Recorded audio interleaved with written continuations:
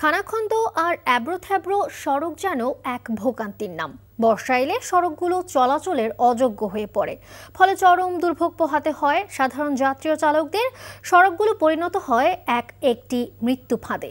সড়ক সংস্কারে বারবার আশ্বাস দেয়া হলেও তার কোনো বাস্তবায়ন নেই। দ্রুত এই অবস্থার নিরসন চান স্থানীয়রা। এমুল কায়েসার ডেস্ক রিপোর্ট। এ চিত্র নরসিংদী শহরের ডিসি রোড, শাপলা চত্বর, বাসাইল ও রাঙামাটি এলাকার সড়কের। বৃষ্টি হলেই স্থায়ী জলাবদ্ধতায় বোঝার উপায় থাকে না এটা সড়ক না জলাশয়, ফলে চরম দুর্ভোগ পোহাতে হয় জেলার বাসিন্দাদের। শুধু তাই নয়, ময়লা আবর্জনা ও নোংরা পানির ফলে নানা রোগব্যাধি ছড়িয়ে পড়ছে স্থানীয়দের মাঝে। মূল সমস্যা কিন্তু ড্রেনটা যদি পরিষ্কার থাকে তাহলে কিন্তু আর এখানে পানি লাগবে বলে আমাদের মনে হয় না। দোকানে গেলে দেখতে পারতাছি না, প্রায় 8 সমান পানি হচ্ছে।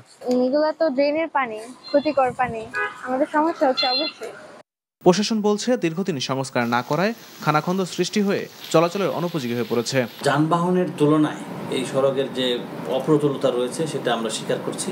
সংস্কারের অভাবে নীলফামারী ডোমার থেকে বসুনিয়ার হাট পর্যন্ত প্রায় 7 কিলোমিটারের গুরুত্বপূর্ণ সড়কে খানাখন্দ আর ছোট বড় গর্তের সৃষ্টি হয়েছে। বৃষ্টির দিনে প্রায় দুর্ঘটনার শিকার হচ্ছেন সাধারণ মানুষ। এই রাস্তা দিয়ে চলাচল করা যায় না, অনেক দিন থেকে কাজ হয় না।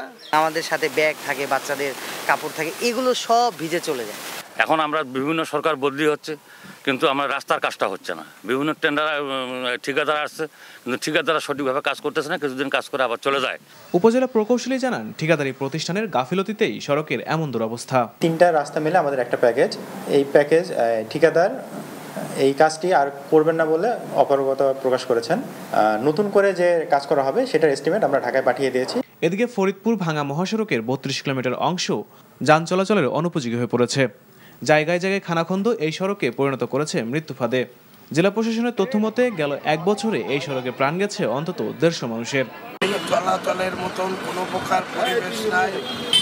রাস্তায় গর্ত হয়ে গেছে, গাড়ি ঘোড়া চালানো মানে খুবই অবস্থা খারাপ। মহাসড়কের গুরুত্বপূর্ণ এই অংশ 4 লেনে উন্নীত করতে কাজ করছে সড়ক ও জনপথ বিভাগ। ইমার্জেন্সি মেরামত যে টিম আছে তারা প্রতিদিনই নিয়মিতভাবে মেরামত করে যাচ্ছে। আশা করি যে এই মেরামত কার্যক্রম অব্যাহত থাকলে আমরা সড়ক যাতায়াতকে নিরবিচ্ছিন্ন রাখতে পারব। Emrul Kayes, NTV news desk. Bundle থাকলে প্রতি সেনমানিতে টাকা বাঁচবে। বিকাশ সেনমানি বান্ডেল কিনে জিতুন প্রতি লেনদেনে।